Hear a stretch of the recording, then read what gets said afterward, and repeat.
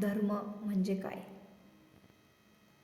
एकदा एका राजाने दवंडी पिटवली की जो कोणी मला सर्वश्रेष्ठ धर्माचे महत्त्व समजावून सांगेल त्याला मी मोठे बक्षीस देईन व तो धर्म मी स्वीकारेन.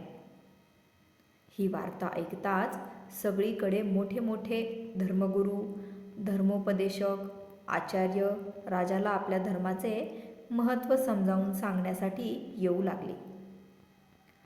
ते सर्वच जण एकच गोष्ट आठवणीने करत होते की स्वतःच्या धर्माचे महत्त्व सांगताना मात्र दुसऱ्याला धर्माला कमी लेखत होते.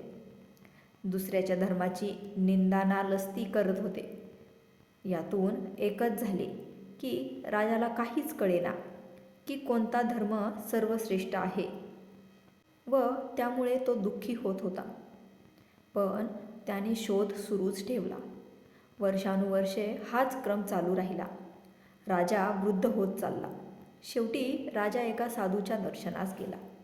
तेथे गेल्यावर त्याने साधूला नमस्कार केला व म्हणाला, साधू महाराज, मी सर्वश्रेष्ठ धर्माच्या शोधात आहे, पण आजपर्यंत मला सर्वश्रेष्ठ धर्म कोणता हेच कळाले नाही. साधूने राजाकडे पाहिले व म्हणाले, सर्वश्रेष्ठ धर्म तर जगात अस्तित्वातच नाही. जगात एकच धर्म आहे आणि बाकी सगळे हे त्या धर्माला फुटलेले अहंकार आहेत. धर्म तर तोच असतो जिथे व्यक्ती निष्पक्ष असतो. पक्षपात करणाऱ्याला मनात धर्म राहूच शकत नाही. साधूचे हे बोलणे ऐकून राजा प्रभावित झाला. साधू पुढे जाऊन राजाला म्हणाला, राजन, चला आपण नदी पार करून पलीकडे जाऊया. नदी तीरावर दोघे पोहोचले. त्यांनी तिथे अनेक सुंदर नावा, होड्या पाहिल्या. साधू राजाला म्हणाले, राजे, चला आपण एक सर्वश्रेष्ठ नावेतून पैल तीर गाठूया.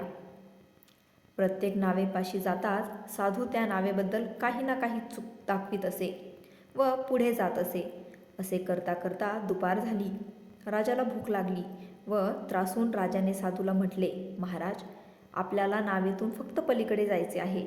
अहो, इतकी छोटी नदी आहे की पोहूनसुद्धा आपण पटकन पलीकडे पोहोचून जाऊ.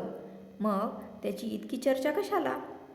साधूने राजाकडे पाहिले व म्हणाले, राजन, हेच तर मला तुम्हाला सांगायचे आहे.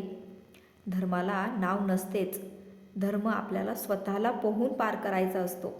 दुसरा कोणी आपल्याला धर्मापलीकडे पोहोचवू शकत नाही. आपल्यालाच जावे लागते. राजा सर्व काही समजून चुकला. धन्यवाद.